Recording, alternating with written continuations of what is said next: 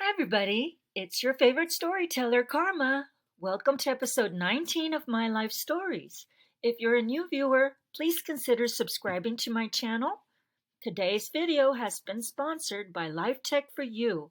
A Life Tech for You link has been listed below. For my returning viewers, and especially for my subscribers, thank you for all your feedback and support. I'm doing my best to get you the most interesting stories I can.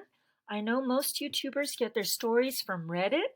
I can honestly say that the internet is full of stories that deal with just about any subject you can think of. But my stories come directly from you, the people I know, the people I meet, and those who are kind enough to give me permission to read their stories on my channel. I like to think that all my stories have personality, so keep sending me your stories and I will keep featuring them on all my future videos. The gentleman that sent me this story called himself Mr. No, so I am going to call his story The Legend of Mr. No. Dear Karma, the other day my wife called me an entitled customer for the way I talked to a fast food employee who was double charging me for drinks and was too stupid to understand what she was doing. The manager was nice and immediately spotted the problem and corrected it. I only asked to be charged for the right amount. I did not ask for anything free as compensation. But maybe I am an entitled customer.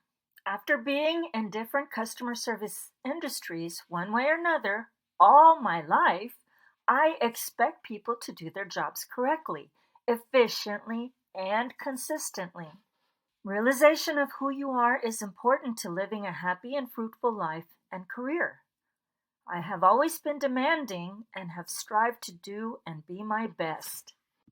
15 years ago, I became an area manager for a self-storage company. The company was lacking in any sort of structured training and had no employee policy manual. My first challenge was setting up a uniform training and standards of operation manual and videos. The next challenge was to retrain all the current employees in my area. These employees were all set in their ways and were used to doing their jobs haphazardly.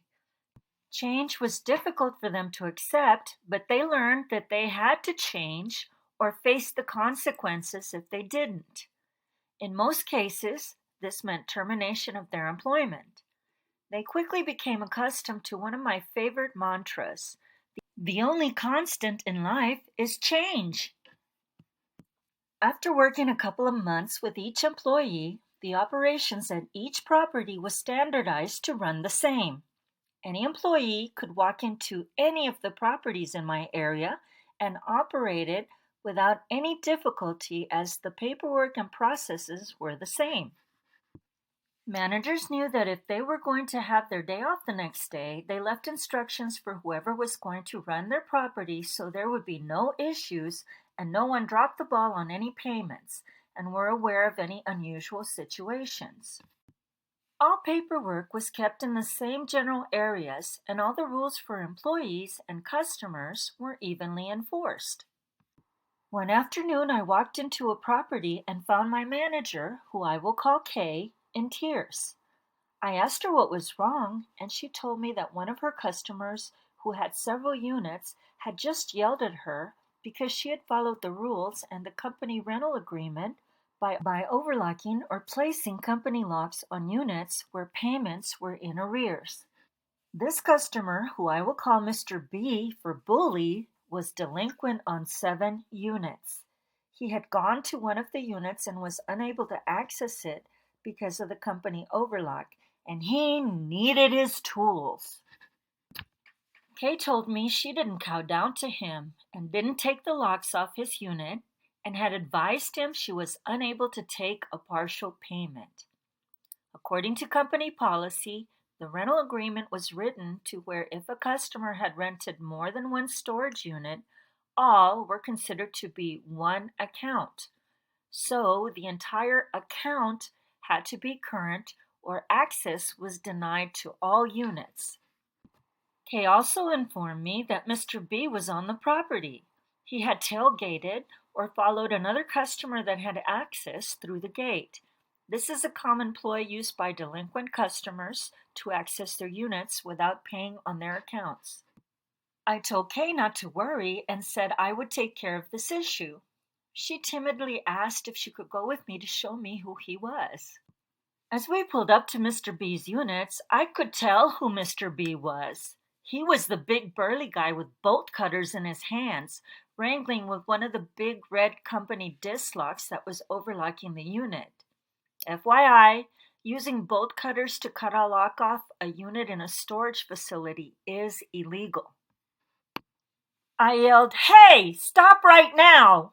Mr. B looked at me and asked, "Who the hell are you?" "I'm the boss," I said, and I told him to get off the property immediately. Mr. B snorted and responded with, "I won't do no such thing until I have my tools." "No," was my immediate reply. Mr. B looked dumbfounded at me. Until that moment, I'll bet no one had ever talked to him that way before. "I'm getting my stuff one way or another," he stammered. "Sure," I replied, "as soon as you pay the rent that is due and all the accumulated late fees." "Ha!" Mr. B laughed and said, "That's what you think." "No," I calmly replied. "I called the police and they're on their way to arrest you for criminal trespass and breaking and entering. So smile, you're being recorded on a security camera." Mr. B decided at that moment it would be a good idea to lunge at me. "No!" I commanded loudly and sternly, like you would when you train a dog. He stopped dead in his tracks, looked at me, and decided I wasn't bluffing and that I would stand my ground. "You get in your truck, leave, and don't come back until you can pay and treat my manager with respect. If you ever treat her like this again, I will evict you from all these units. I don't care how many units you have or how much money you pay. Do you understand me?" I asked with a non-blinking stare. "Yes, sir," Mr. B answered, and like a whipped puppy got in his truck and left. Kay and I returned to the office. I again let her know to never let a customer treat her badly when she was just following the company rules. If you have issues like that, pick up the phone and call me or have the customer call me, I told her. As long as you are following the company rules and guidelines, I will always have your back.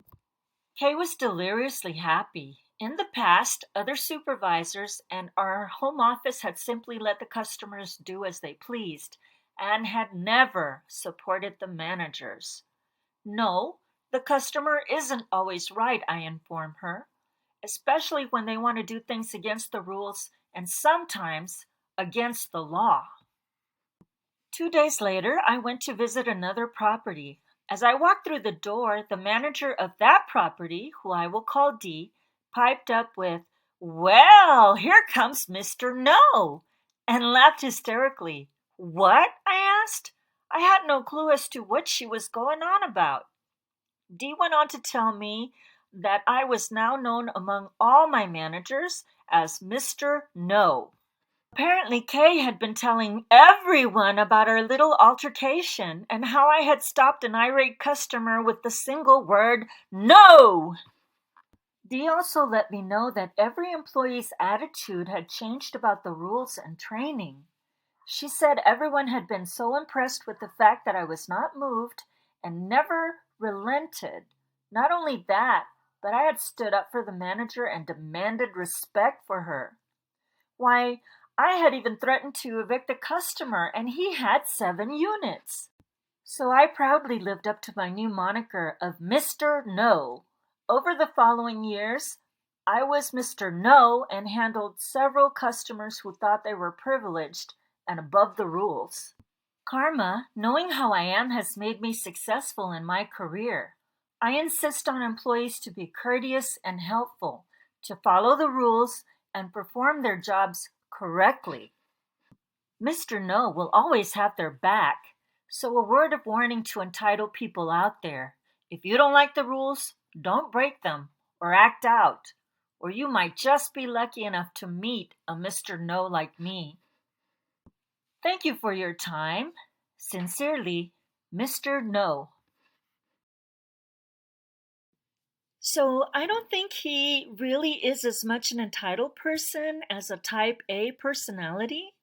Type A's can definitely say no and mean it. I've been on both sides of this fence, and I always like to hear stories where the employees are valued and respected. Let me know in the comments section if you've ever been in a situation where you've had to say no and stick with it. Or leave me 3 heart emojis in the comments section to show you like and support the author of this story. Remember, comments and likes are the best way to support this channel. If you would like your story read on my channel, please submit your story to karma@karmagetin.com or post to u/Karmagetin on Reddit. All stories will be read anonymously with either initials, descriptions, or pseudonames only.